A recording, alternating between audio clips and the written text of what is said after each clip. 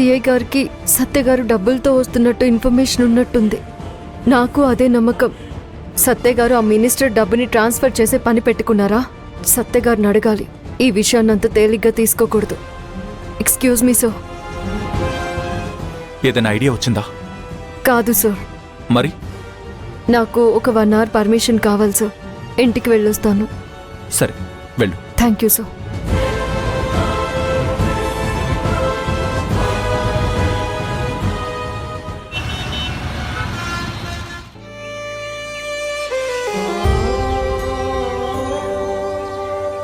ఈ మధ్య ఉద్యోగానికి రాజీనామా చేసి మళ్ళీ ఎక్కింది చూడు. అప్పట్నుంచి నీ కూతుర్లో పొగరు పెరిగింది. మేమంటే మర్యాద తగ్గింది. అమ్మా, ఎక్కడికి వెళ్ళొస్తున్నావు?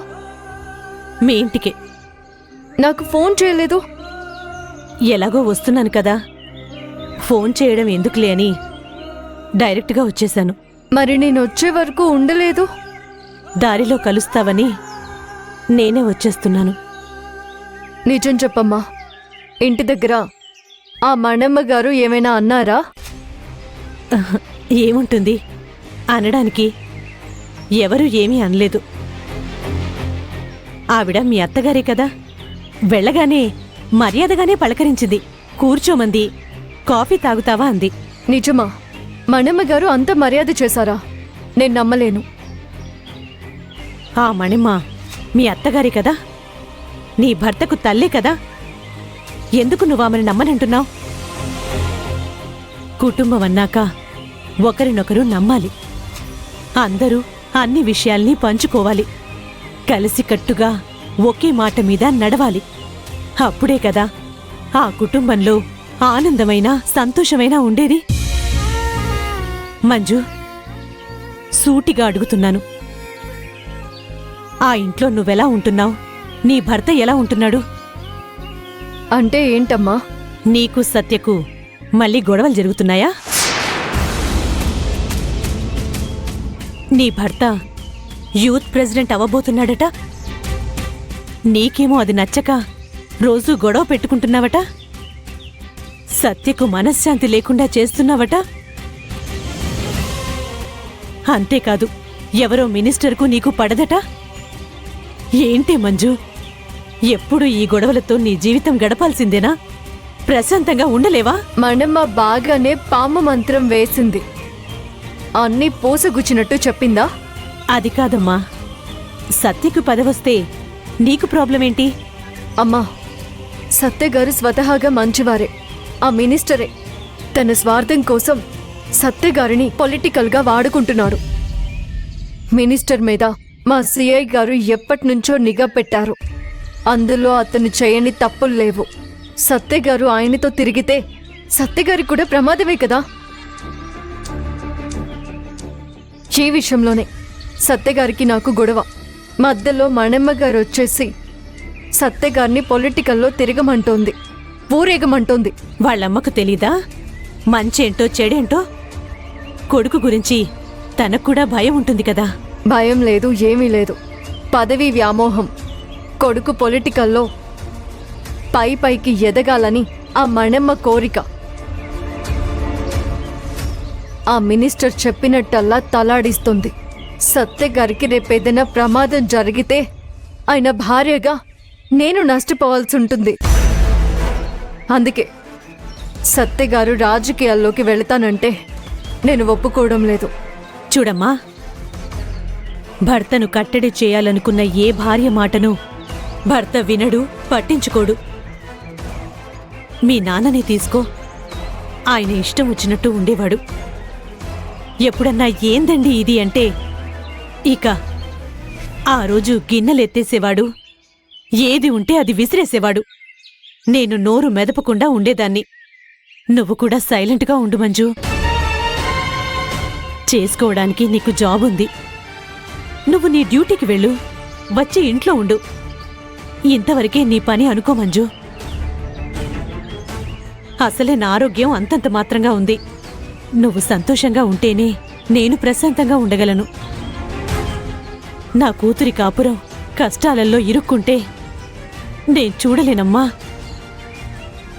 ఈ తల్లి ఎక్కువ కాలం బ్రతకదు. ఆ మణెమ్మ నీకు బ్రెయిన్ వాష్ బాగానే చేసిందని నాకు అర్థమైంది. నువ్వు రామ్మా, ఇంటికి వెళ్దాం. ఆ మణెమ్మకు నాకు ఏ విషయంలో గొడవ వస్తుందో నువ్వే తెలుసుకో. గొడవలు వద్దమ్మా. నేను చెప్పేది అదే కదమ్మా.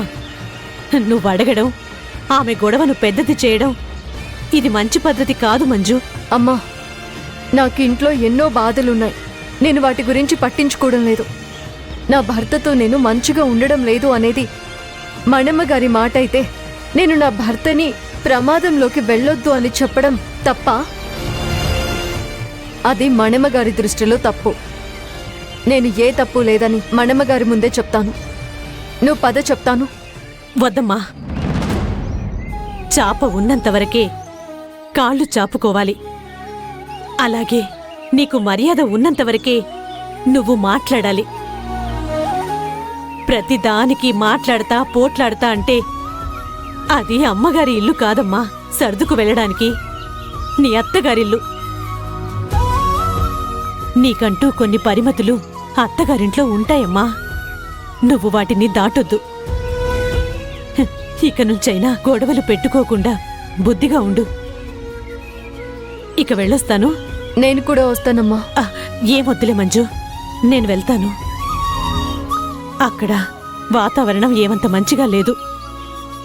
ఇటువంటప్పుడు నీ ఇంట్లోనే ఉండు. సరే అమ్మా. మందులున్నాయా? ఉన్నాయిలే. ఈ డబ్బులు తీసుకొని మందులు తీసుకొచ్చుకో. సరే, నేను వెళ్ళొస్తాను. డ్రాప్ చేయమంటావా అమ్మా? పర్లేదు, నువ్వు వెళ్ళు, నేను వెళ్తాను.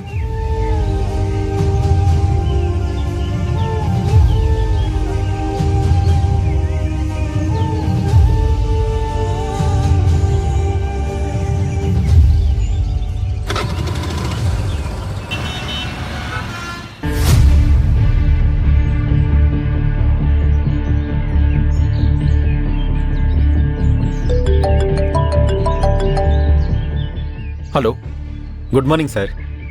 అజయ్ని మాట్లాడుతున్నాను. చెప్పు అజయ్. సార్, మీరు చెప్పిన వ్యక్తి గురించి ఎంక్వైరీ చేస్తున్నాను. ఒక అతను ఇక్కడ రాజేష్ లాడ్జ్లో ఉరి వేసుకుని చనిపోయాడు సార్. ఎవరతను?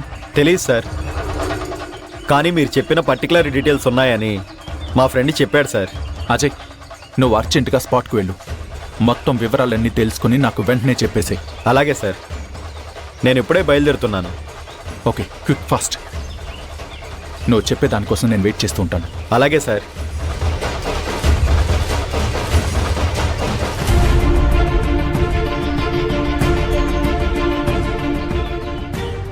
ఇతను కిరణ్మయ్ తమ్ముడు అవ్వకూడదు. ఒకవేళ కిరణ్మయ్ తమ్ముడే అయితే లైఫ్లో ఇక కిరణ్మయ్ నా మొహం చూడదు.